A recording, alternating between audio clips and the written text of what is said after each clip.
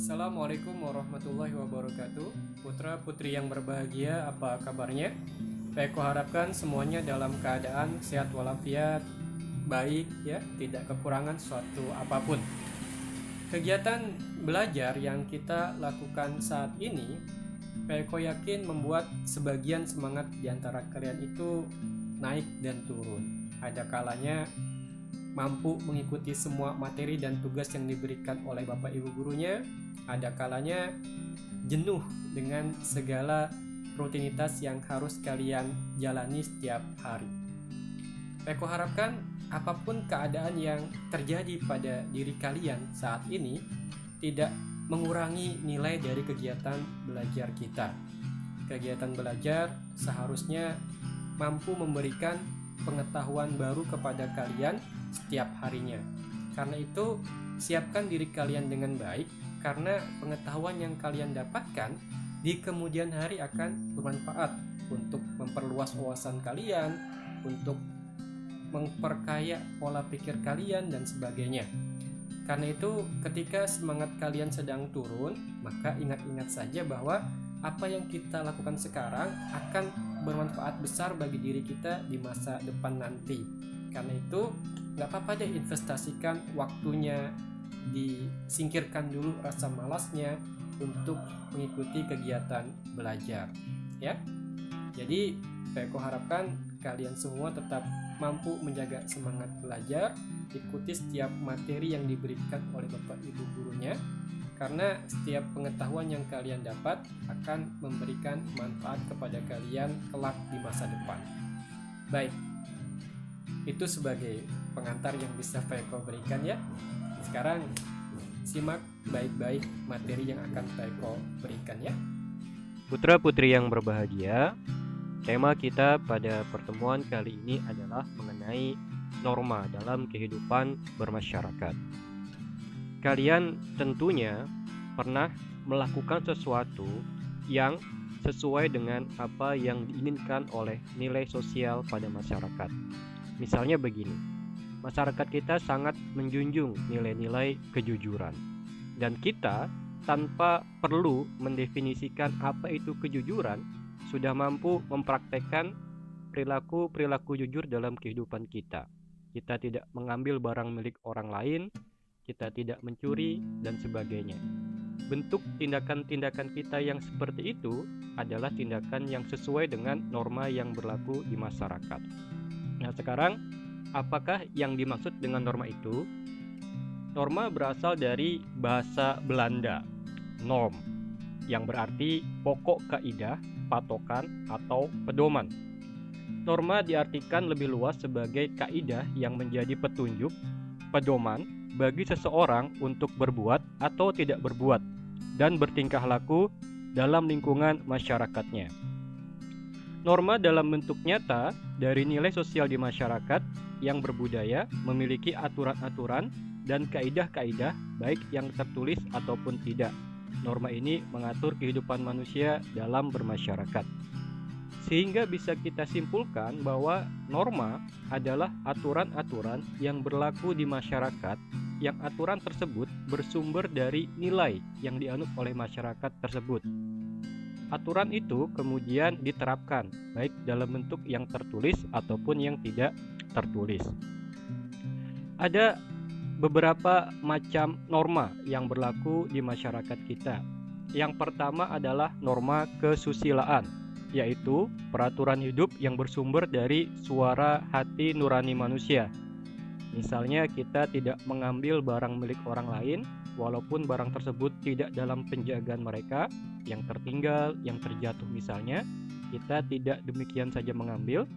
Dan kalaupun kita mengambilnya itu dengan tujuan untuk mengembalikan kepada pemiliknya. Atau misalnya kita tidak mencontek pada saat ulangan atau ujian. Nah, hal-hal semacam ini sudah ada dalam hati nurani manusia tanpa harus diajarkan. Jadi, secara fitrahnya, ya, secara nilai asalnya, manusia sudah dibekali dengan kemampuan untuk berbuat baik. Itulah yang dimaksud dengan norma kesusilaan. Kita tidak menyakiti orang lain, kita tidak berbuat buruk kepada orang lain, itu pun adalah contoh dari norma kesusilaan. Yang kedua adalah norma kesopanan, yaitu peraturan hidup yang bersumber dari pergaulan hidup manusia. Nah, norma ini muncul ketika manusia sudah mulai berhubungan dengan manusia lain dalam kehidupan sosial. Dalam berkata-kata misalnya kita menggunakan pilihan kata tertentu untuk orang tertentu juga. Kepada orang yang lebih tua kita akan berbicara sopan. Kita tidak akan memanggil guru kita dengan kata kamu misalnya.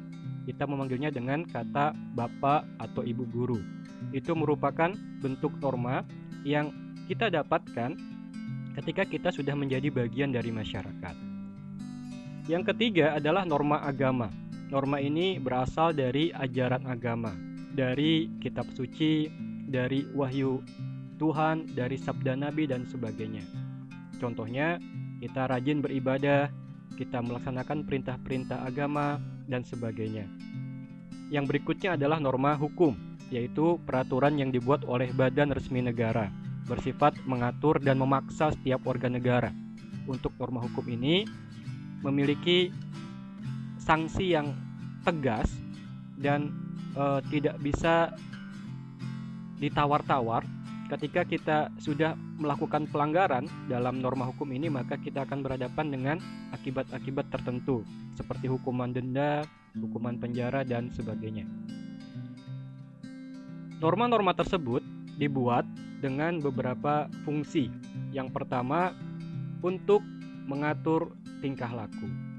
Dengan adanya norma dalam masyarakat, maka pergaulan antar manusia akan lebih tertata. Tidak ada satu hak dan kewajiban yang kemudian dilanggar dan merugikan manusia yang lain. Semuanya berlangsung secara teratur. Yang kedua, untuk menjaga kerukunan. Dengan adanya norma, masing-masing pihak mampu menempatkan diri agar perilakunya tidak mengganggu pihak yang lain. Dan yang ketiga adalah sebagai pengendalian sosial.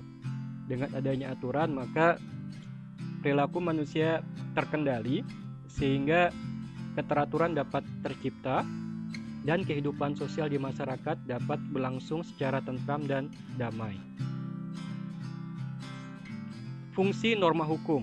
Dari kesemua norma yang tadi kita bahas, tentunya yang paling dapat diberlakukan dengan tegas karena memiliki sanksi yang tegas pula adalah norma hukum. Nah, norma hukum inilah yang banyak dianut oleh masyarakat tanpa bisa mereka tolak. Fungsi norma hukum dalam masyarakat adalah pertama, memberikan legitimasi atau pengesahan terhadap apa yang berlaku di masyarakat. Jadi kita dapat menentukan apa yang kita lakukan ini boleh atau tidak dengan cara melihat hukum yang berlaku terkait dengan hal tersebut. Apakah Pak Polisi boleh melakukan penilangan terhadap orang-orang yang melanggar peraturan lalu lintas, maka hukum mengaturnya. Pak Eko misalnya nggak boleh melakukan tindakan menilang seseorang yang melanggar, walaupun Pak Eko tahu pelanggarannya. Tapi Pak Eko nggak punya legitimasi untuk itu.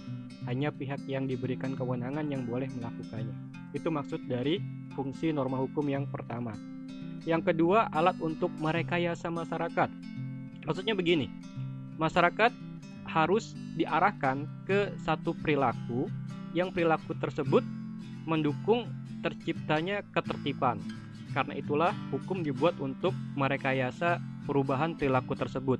Misalnya dari kebiasaan tidak memakai helm ketika berkendara menjadi memakai helm ketika berkendara. Maka hukum dibuat untuk memaksa manusia merubah perilakunya.